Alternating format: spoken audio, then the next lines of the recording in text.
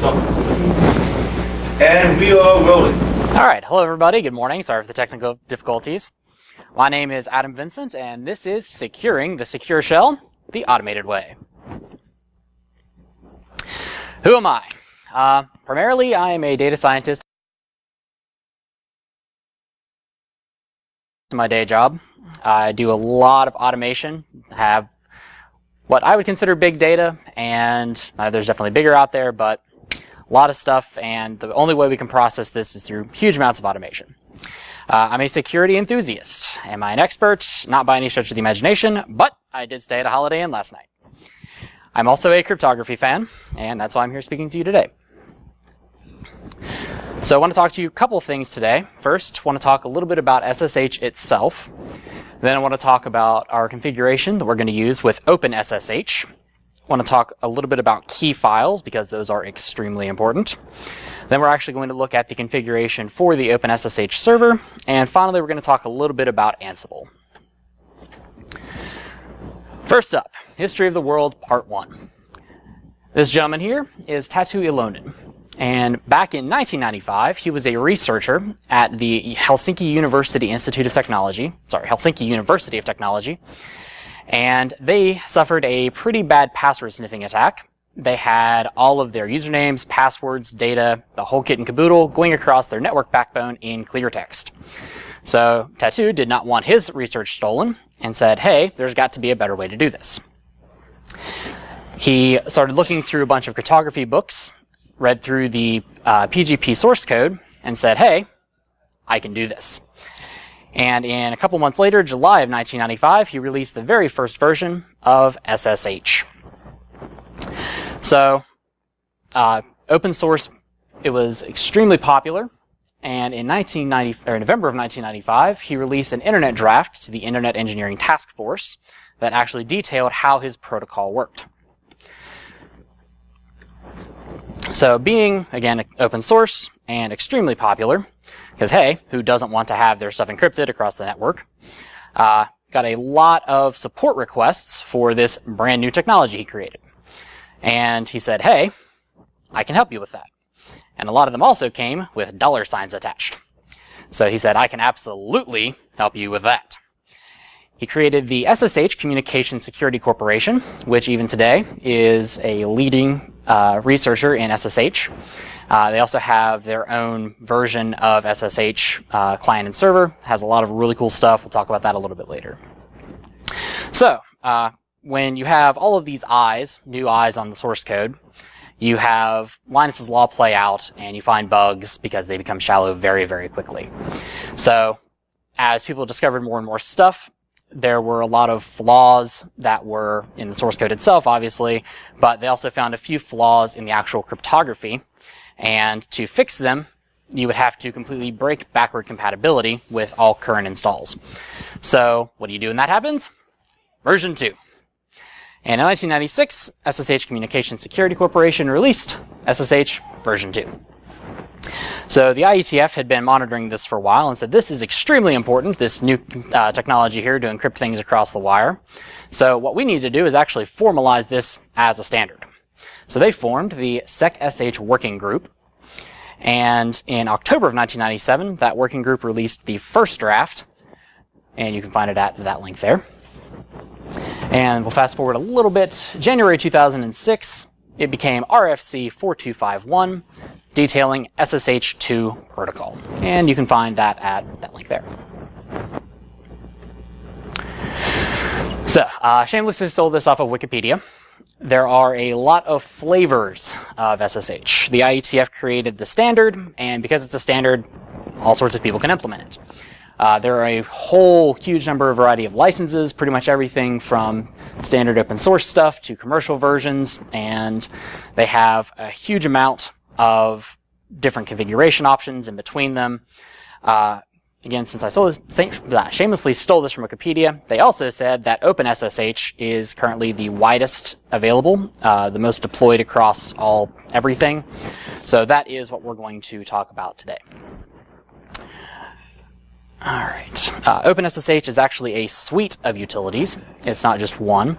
To start with, it's the SSH, which is our client. There's also SSHD, which you probably have guessed is the daemon. There's the SSH Ceygen utility, which lets us create strong cryptographic keys. The SSH Agent, which is an in-memory key store, and we're going to talk a good bit about that here in a few minutes. There's SSH Add, which is a manager for SSH Agent. SCP, the Secure Copy Program. SFTP, which is the SSH File Transfer Protocol. The SFTP Server, obviously the server for the SSH File Transfer Protocol. SSH Keyscan and SSH Keysign, which are used for host-based authentication, and we're not going to talk much about that. The first 5 are what we are going to mostly focus on. Okay, so SSH itself has a few main areas of responsibility. The primary goal was encryption across the wire, and it does this pretty much transparently to the user. It works very, very well. Second part it wants to do is message validation, and that makes sure that the encrypted bits you send across the wire are the ones that are both being received and sent. And lastly, we have user authentication. So do we actually establish the SSH connection in the first place? How do we determine if the user is allowed onto the system? So there's a new standard in cryptography, the elliptical curve, and specifically ED 25519, made by this guy, Daniel J. Bernstein. He had done a bunch of research, and the actual math for this is extremely complicated and over my head, to be perfectly honest with you. There's a lot of extremely fancy graph math involved with creating this. It works on a different set of the discrete logarithm problem. So instead of using extremely large prime numbers, we use extremely fancy graph math. Again, I'm not going to try to explain that because it's extremely complicated. If you want to learn more, check out the blog there, and you can find a lot more about that.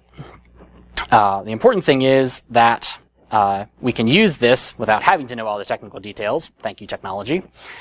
And what we're going to do is create some private keys, public-private key pairs specifically, using this ED 25519 algorithm. So this was actually added in OpenSSH version 6.5, which was released back in January of 2014. So you at least need that version or newer to be able to use this particular functionality.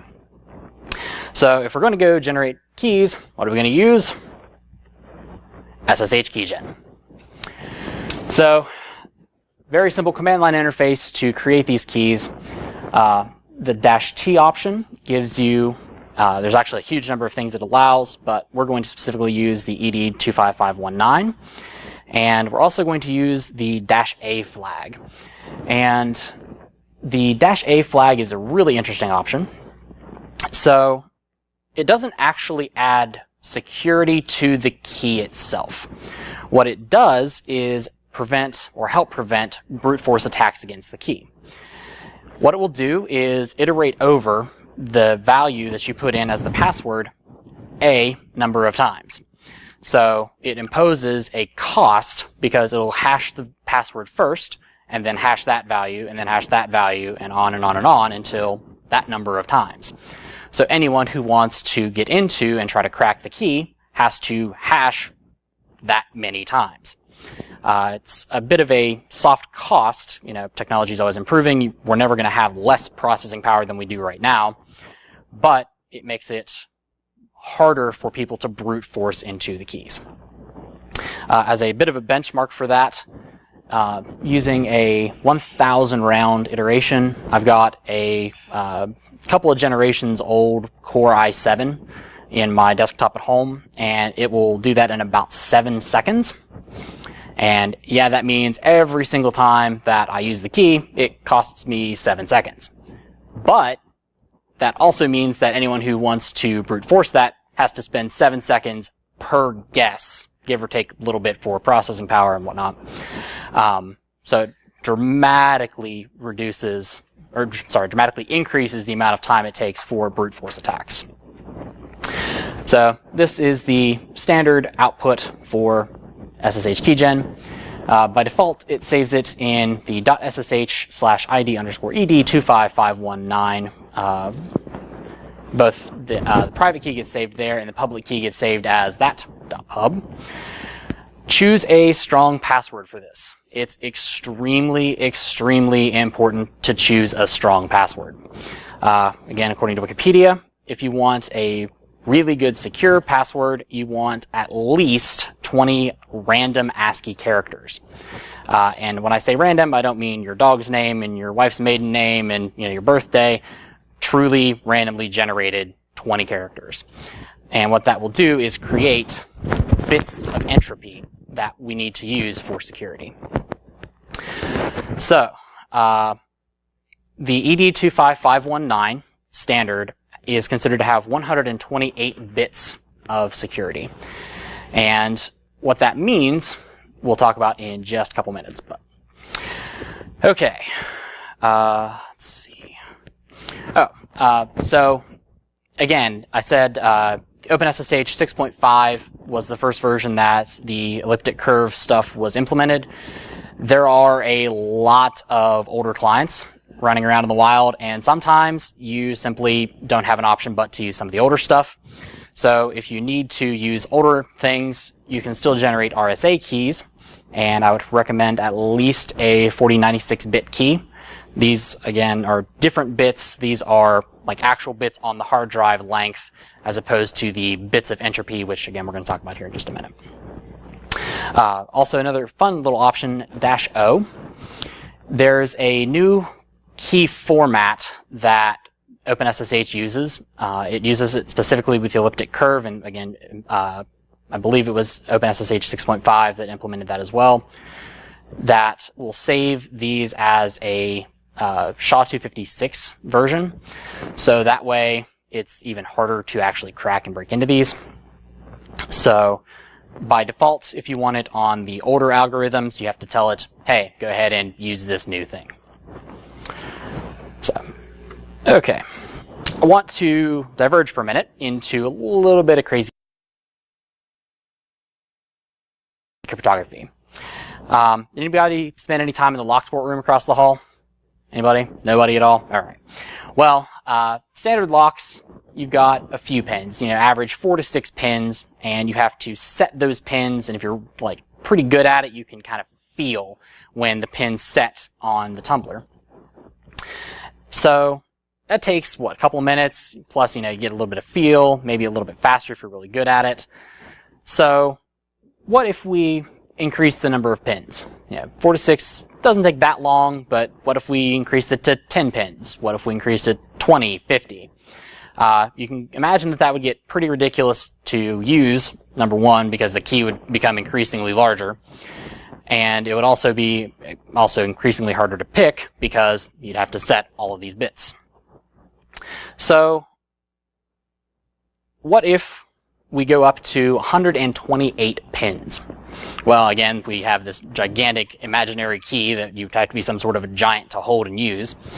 So let's reimagine our key as a couple of chessboards full of switches. So, unfortunately, with these, we lose the ability to feel when the pins get set. So, how long do you think it would take to figure out, with absolutely no feel and no information, the correct order of these switches that would open the magic treasure chest full of gold and jewels and bitcoins and everything else that you've ever wanted? A really long time. Really, really long time. So, what this generates is a set of combinations that is 2 to the 128th power. That is a comically large number. Specifically 3.4 times 10 to the 38th power. Comically large. So, one of my favorite cryptography statistics, Bruce Schneier, in his book Applied Cryptography, did a little bit of math on this.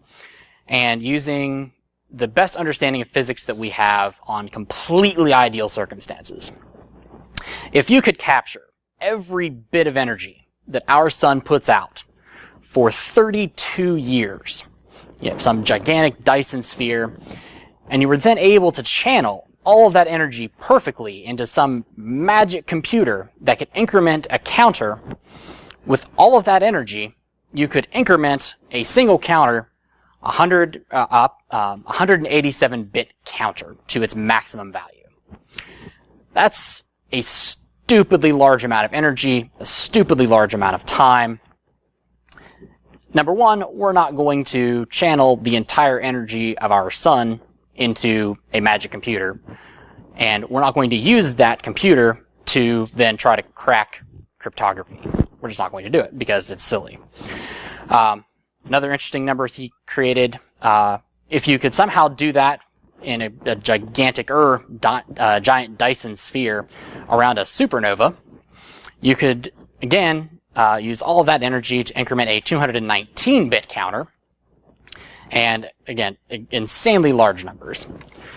So even if you have those numbers, all you've done is actually increment through their values. You've not done any useful math with them whatsoever. You've literally just made them one bigger.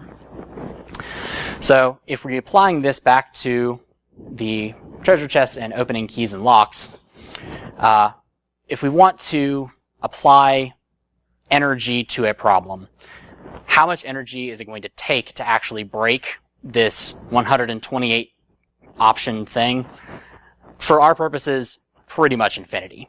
It's close enough to be infinity that we'll call it infinity. It's extremely, extremely hard.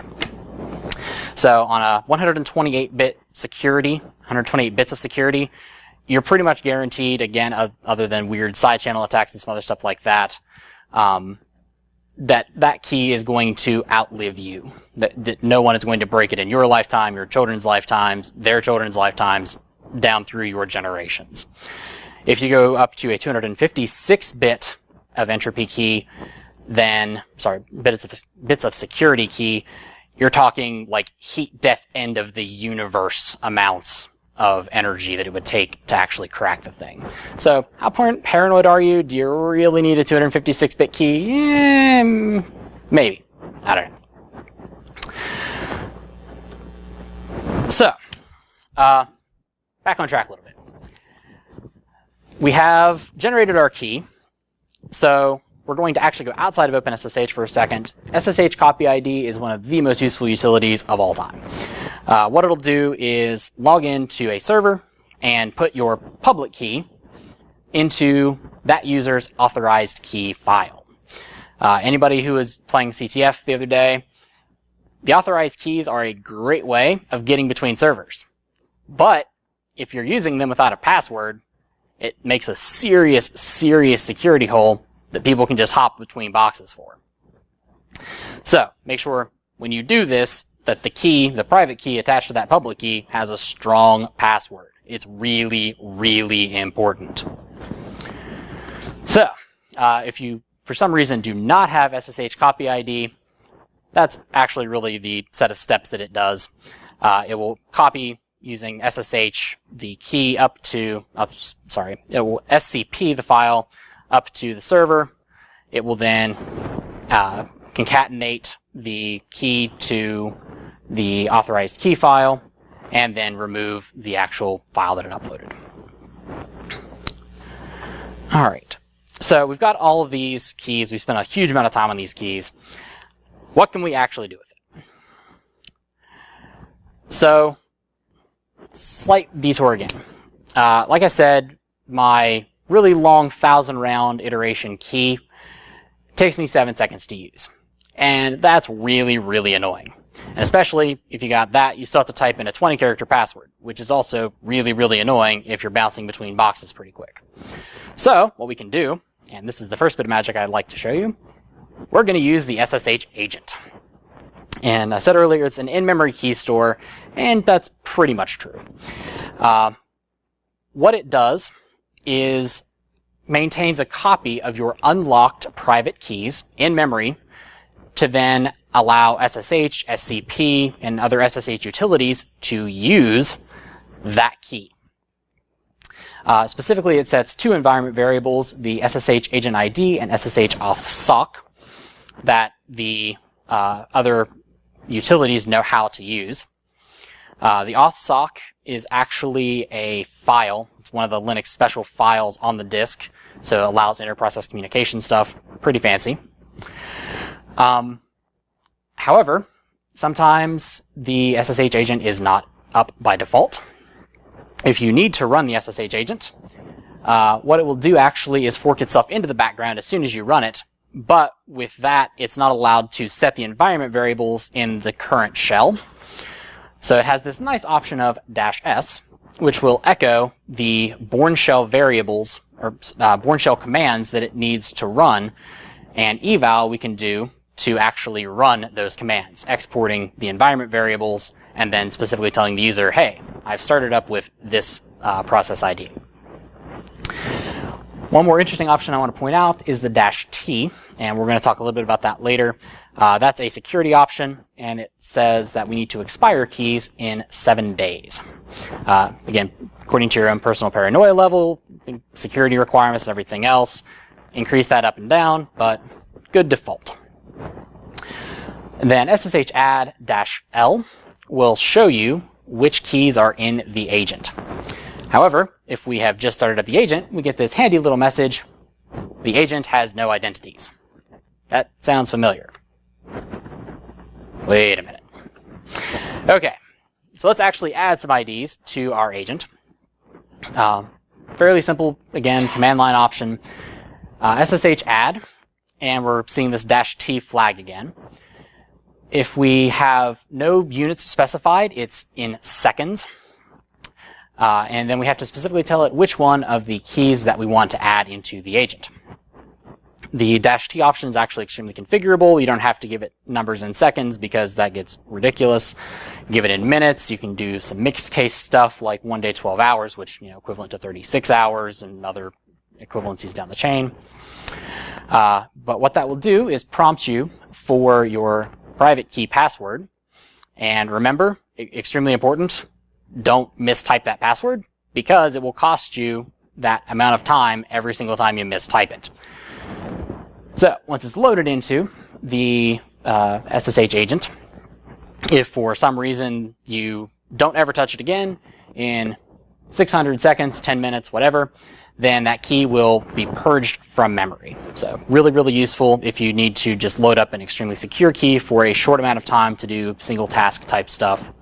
If you're looking at some less secure thing that you're just using a lot, increase the time span again, what your security requirements are, adjust up and down.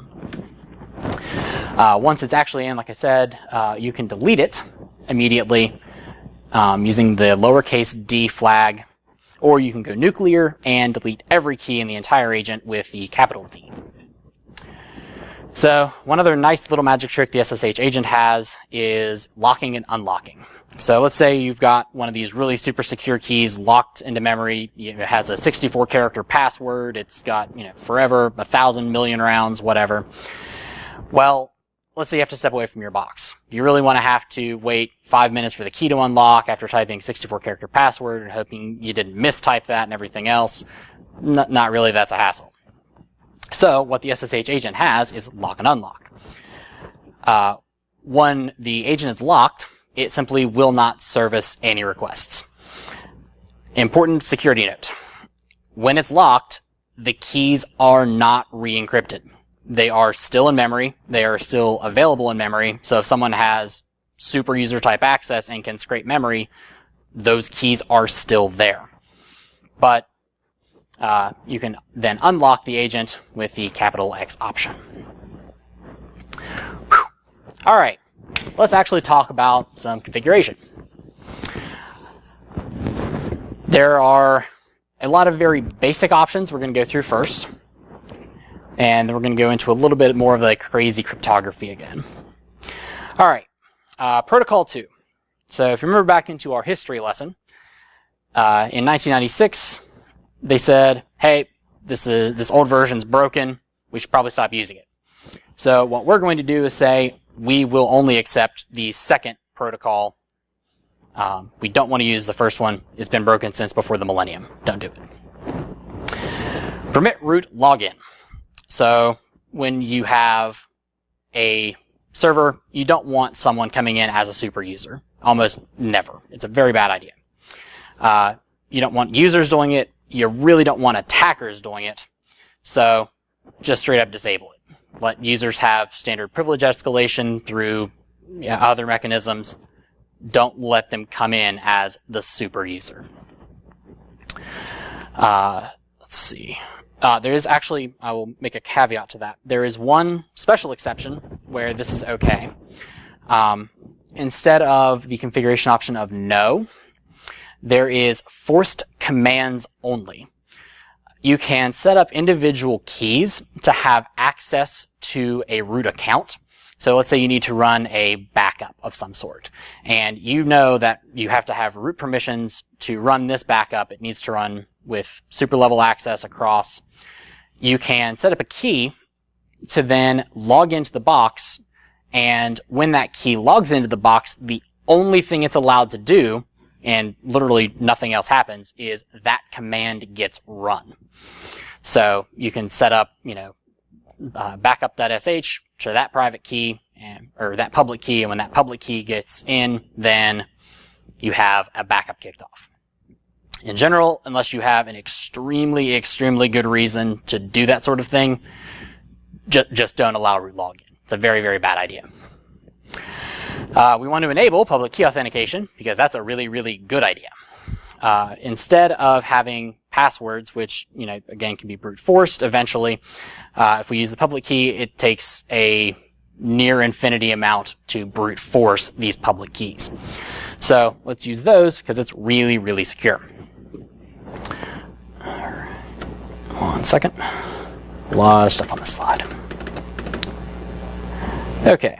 And then obviously next, once we have public key authentication enabled, we want to disable password authentication. There's no reason once you have keys set up that you need to be logging into these servers with passwords. You need to make extremely, extremely sure that the keys are set up before you actually do this, because you can and will lock yourself out of the box. And by you, I mean me, because I've done that multiple times. It's important, don't do it. Learn from my mistakes. Host-based authentication. No. You can, by default, trust entire hosts, trust users coming from those hosts. If you've got extremely, extremely good control over all of that, then maybe there's a case for it. But in general, public key authentication is what you want to use for SSH. Login grace time. By default, this is actually 120 seconds. And what it will do is sit there and hold open a connection while a user is trying to log in. If a user hasn't logged in 120 seconds, it just automatically closes the connection. So this is a little bit of a kind of personal preference, but there's really no reason to hold open the connection that long for things that you know to be trustworthy. This also kind of leaves you open to a little bit of DDoS stuff, and you just don't want that. Max auth tries. The configuration option of 3. The default is actually 6 in OpenSSH. What this does is limit the number of times a user can attempt a login per connection attempt. So you SSH to host, and then you type your password in, and you see it fail. Well, okay, you try it again, and okay, it fails again. Third time fails, it'll actually disconnect you. So since we are not going to use passwords, we are going to reduce this dramatically from 6 to 3.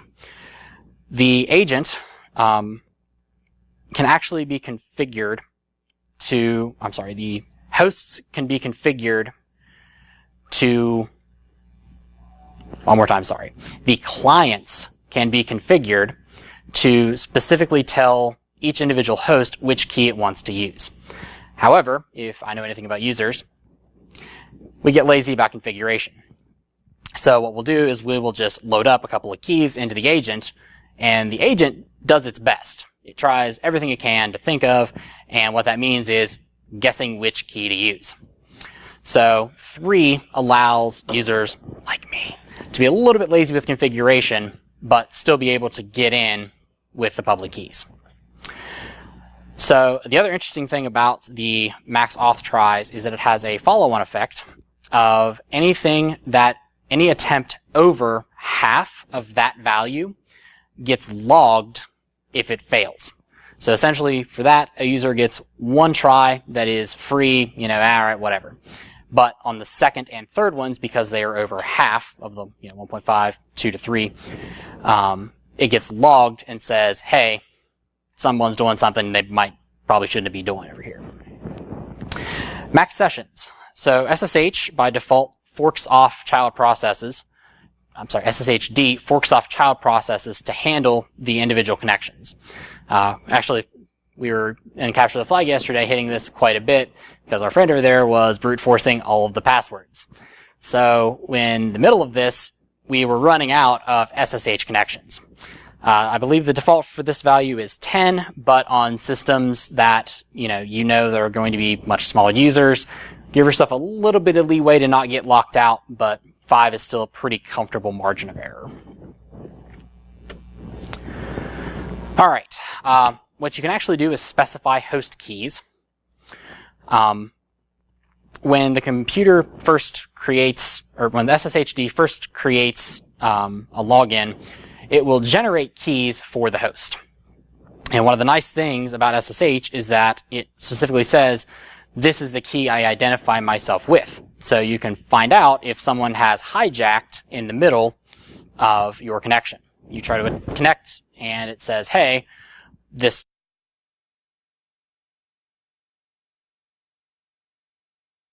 key is, this host is presenting with this key, do you trust it? And you always get the yes or no prompt. Sometimes you say yes, sometimes you say no. You always say yes. But theoretically, if you have a well-controlled host base, you can specifically list out all of your host's public keys, so you can then say, oh, this key actually matches that host, I actually trust it. And those will go into your known hosts file in your individual user accounts. Not talking about that right now, but what we can do is actually generate much stronger host keys. By default, it uses some kind of silly options.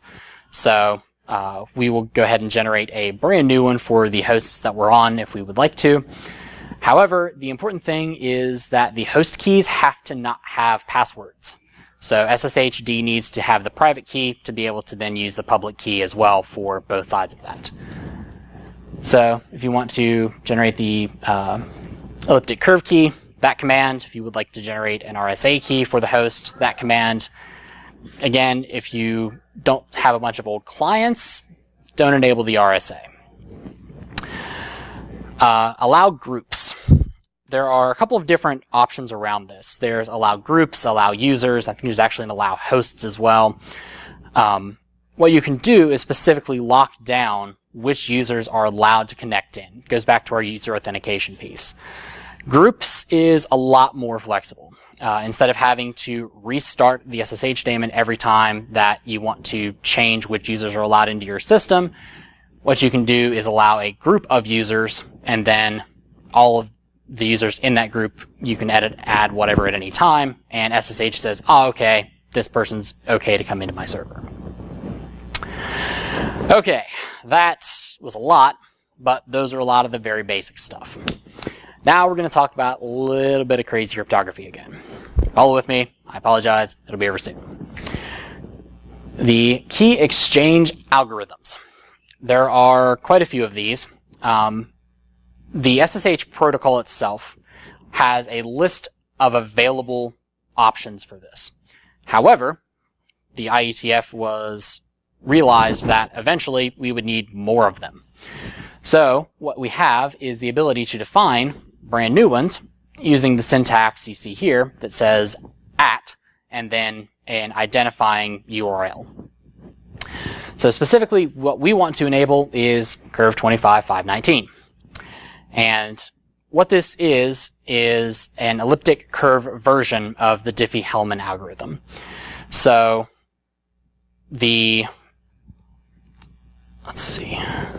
If you have an extremely recent set of clients, this will work out for you just fine. However, if you are having a bunch of old clients that just straight up can't update for whatever reason, you can enable also the Diffie-Hellman group exchange, and that uses the standard set of Diffie-Hellman algorithms. Now, if you enable the Diffie-Hellman specifically, without the elliptic curve, you need to go one step further. There is a set of I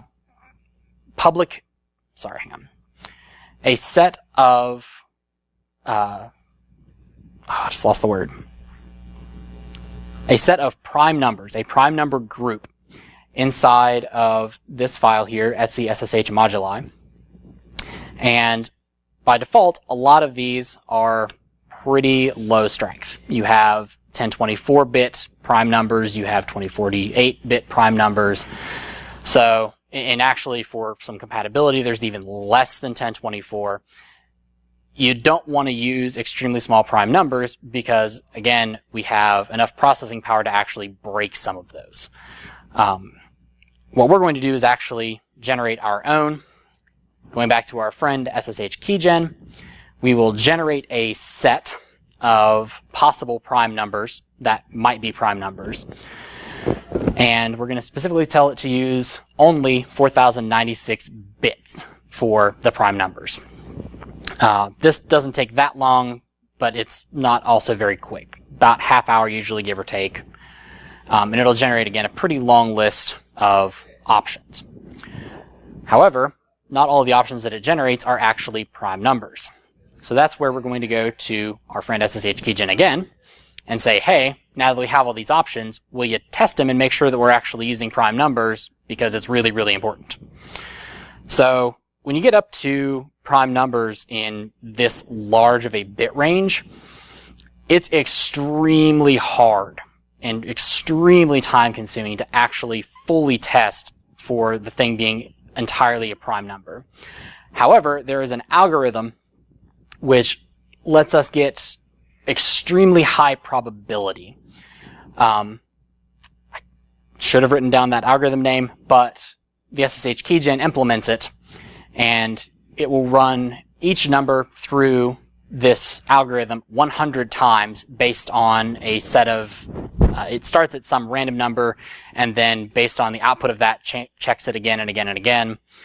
And after 100 rounds, you have 99.5 or 69% probability that this number is actually a prime number.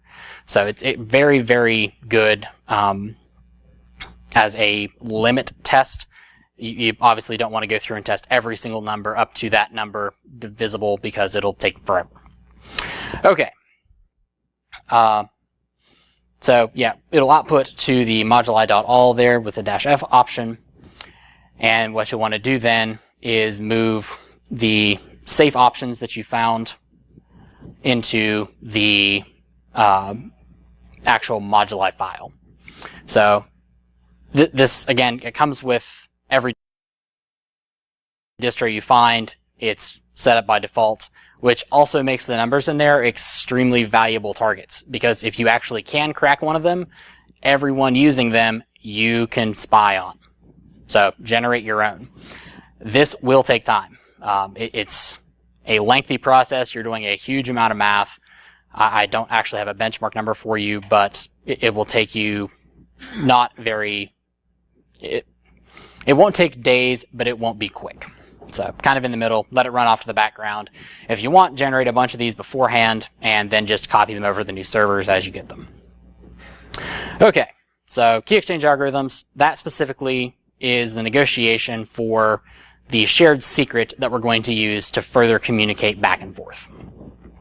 Okay, once we have the shared secret, what we want to use is an actual symmetric cipher.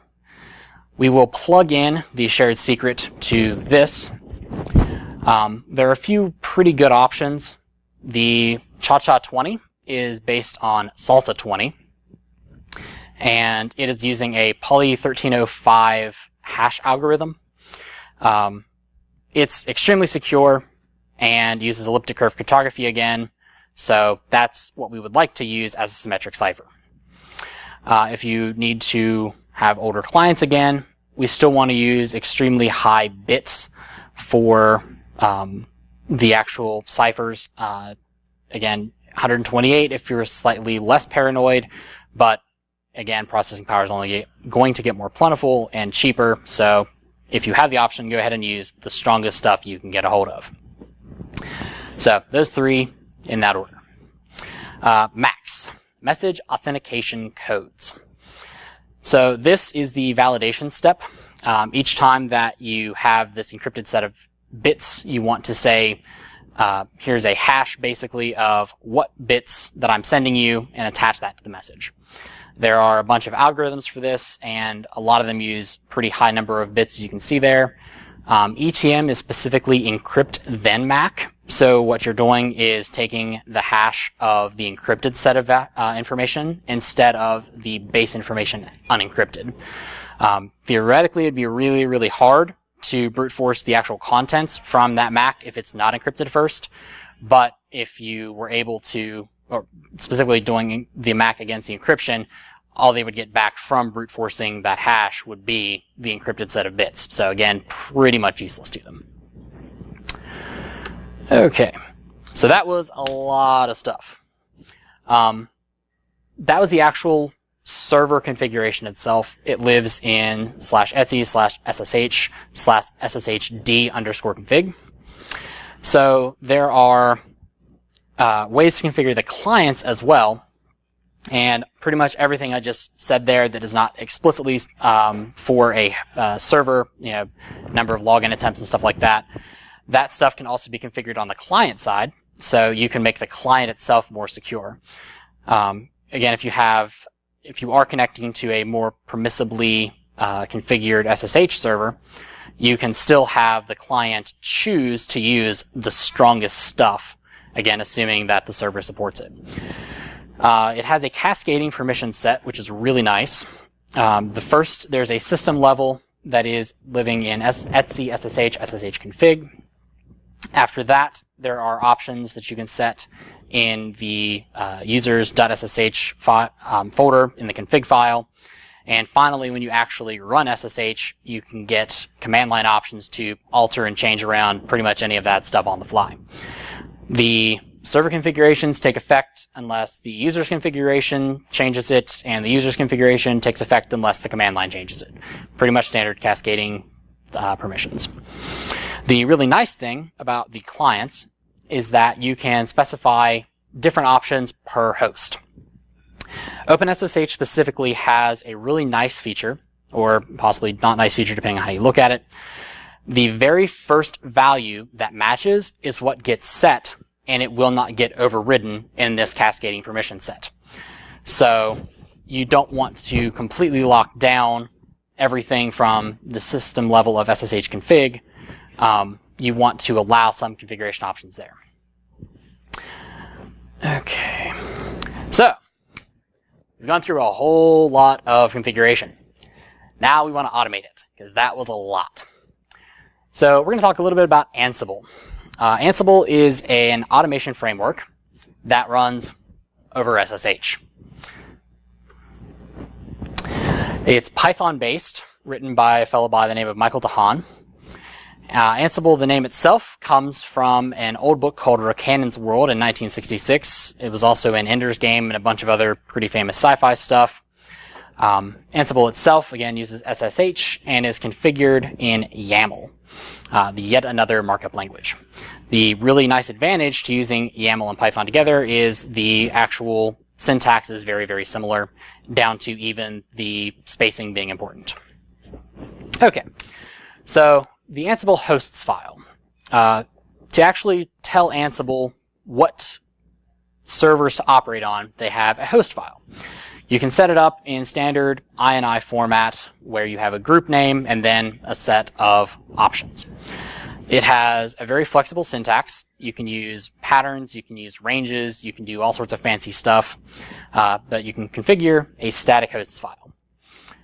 Luckily, you do not have to use a static hosts file. If you have gigantic enterprise sets of servers, everything else, there are a number of very common inventory plugins you can use with Ansible. Amazon actually released one for EC2, so you can give it your authentication information and run ec2.py, and it will generate this file against your current configuration out on AWS. There are plugins for LDAP, Active Directory, all sorts of different things. Or again, static if you need that. So yeah. Okay, so this is really the entire code for it. First, we use a specific keyword called hosts, and that tells this particular playbook which ones to actually set up. Well, if we're configuring our security, let's run it against all the things. One other important thing, YAML, there are 3 dashes at the top there. That is the start of a YAML file. So it doesn't, it's not a mistake. It's actually supposed to be there. Become is it basically tells the playbook to use super level access. By default, what that will use is sudo. When you get into the box, whatever user you've authenticated as runs that. There's other options you can configure to change that to other methods, but this works just fine. So, tasks. Inside of the playbook, we need to basically do 2 things. What we want to do is copy our nice SSH config file that we've set up, now that it has all the nice secured permissions, out onto the server. So, we tell the copy module to get the source of local directory resources, SSH deconfig, and put it in the destination there, on whatever server that we're operating on. Ansible will operate iteratively over the hosts, and there's configuration options for like X number at a time and some other fancy stuff, but this will do it on each one of the servers. The last option there, validate, is extremely important too. So we are managing SSH over SSH. What we don't want to do is lock ourselves out. That's a terrible time. Again, learn from my mistakes. So what we can do when we copy a file is have a utility on the host itself validate that information. And specifically, the SSH daemon has a -t flag that you can give it that will have it validate the current configuration. That information and all of the return values from this particular execution of copy, we register into copy_result. So what we want to do then, once we've got the actual configuration out there, is tell SSH, the SSH daemon, to start using it. However, like I said, we want to make sure that the file we put out there is valid and is not going to just lock us out of the box. So we use this magic here when copy_result.checksum, when the copy places the file out there, it will take a SHA-1 sum of that file and put it into the variable checksum. So since we know exactly what the checksum should be on our side, because it's a static file on our side, we take that checksum, we say, there it is in there, test that against what the checksum is from the server. If they match, then we need to tell the SSH daemon to reread the configuration file. Luckily, there is a nice convenient way of doing that without actually fully restarting it and killing everything. If you send the SSH daemon the hup signal, then it will reread the configuration and do the standard forking stuff around to have new connections start using that configuration. Also, I highly recommend you have logged in to this box with, at least until you're sure that this works, with some user with like sudo access or some other root permissions, because you will invariably mess it up once or twice, and then you'll have to completely reimage the box, and it's a terrible, terrible time. Okay, so pretty short, no big deal. To actually run this, real simple again. We run the command ansible-playbook on the setup.ssh.yaml file that we created, and we give it the -k option, which tells it to prompt for the administrator level access. Anytime we use the sudo, we don't want to hard code that password into the file because, again, terrible, terrible security. So, hey, ask me when you start running a thing, and I'll give it to you. Whew. All right. Lot of resources. Specifically, a lot of the cryptography and stuff came from this top site. It's actually what gave me the inspiration for the talk many, many moons ago. The guy looked at the NSA leaks and said, hey, the NSA is spying on everything. We probably should be a little more secure, and went back through and configured the SSH to pretty similar to what I have. I've actually done a little bit more restrictive stuff than he did, but there's that. The actual snail book, the SSH Definitive Guide, read through that. It's also incredibly informative. There are an enormous amount of configuration options you can give to SSH, even past what I've put up here. Same thing with a client, just a wealth of good information in that. The crypto is a little outdated because I believe the second edition was published in 2006, but the actual options haven't changed that much. I will put that somewhere. I'm not entirely sure where. I'll get with Adrian and have him publish it up there.